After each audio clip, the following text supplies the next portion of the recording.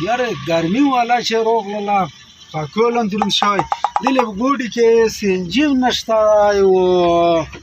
پټرول هم کې نشته دلې کې ماته هم دي څه به سوارلي به وای ور وخېجه او سینجي او پټرول او کور خو به پرې وشي ماما اخیر شتاب برسي وروسته وخېجه څه شی کې نه پنويږي دا څه شی دی کې نه پنويږي دلته باټان دی باټان خاریوله راوتلي نه وي داسې وخېجه باټان یای یوه سوارلې خو بله میلوش استاد جی اسرا پرځي وخېجه تو چې ګیټ ورته څه کول وکم کېنه تو غوندار یو سودا نه یا په خپل ارخطای شي السلام علیکم علیکم سلام وخېجه کېنه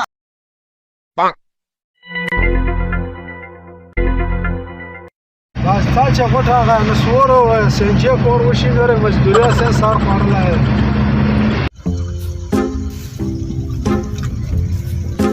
اخیری شتاب پرسي وخېجه یې درومو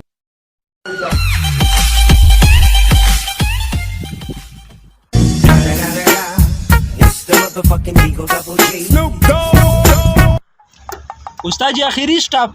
اخیری شتاب پرسي وخېجه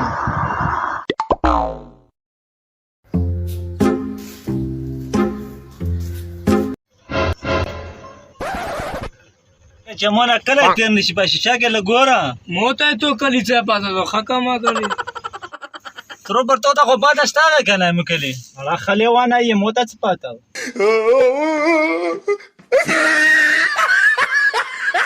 جی بریکشا ز کوزېګا نه دا غي ودرېدم ځه اجي ګوره 100 روپے کړیالو ریا خو 50 روپے او ځکه نه ير څه خیر دی الله زکا قبول وکړي دغه خلیب استاد جی ته بریکشا حاجی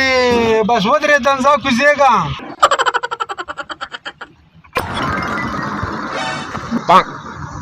استاد جی 50 روپو کې کټ په 50,000 روپو خو دا غټ زده کړي سړی بل خو شي نه زده کړی 50,000 روپو و 60 روپو لا څنګه کاټ کا 50,000 خو دا څه ویا چې نه درکاو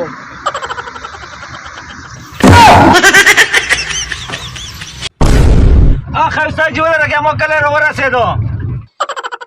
ودرېګا دا خو سودا کوزيږي صبر وکا او خدایا صبر وکا بریکشا زیر سم صبر وکا زیر درومن زیر تا درې کام استاد جی چې شله کوزېږي صبر وکا دا به کندونه مخلوصه ای سړی راتی چو امرستای نه ویني چې په پرانه خطا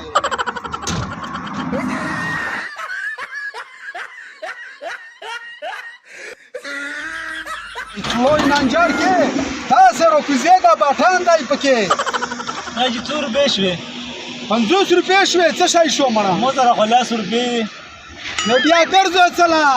چې 100 روپے ترو کا لاس دون نسور خو په وخلو څه چې شای ونه واغي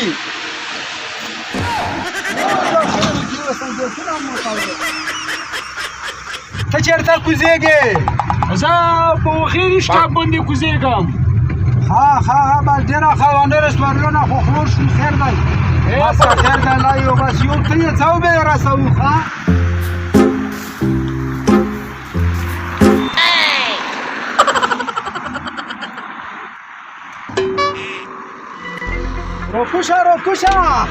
روکوشا خوبونه کوي و خیر شتا پلان زور رسوو روکوشا صحیح شو ها پیسې صحیح څرنګه شوه مو سره خو 1 روپے هم نشته نو شتایل خو ماشاءالله شتایل خو الله مالشه او پیسې یو نه شته ورسره وشته پلان درمه وکوي د کېګم ما خو هیڅ کم نه اخلي ما سره خو نو ته یې چې ته نه اخلي څه شي ته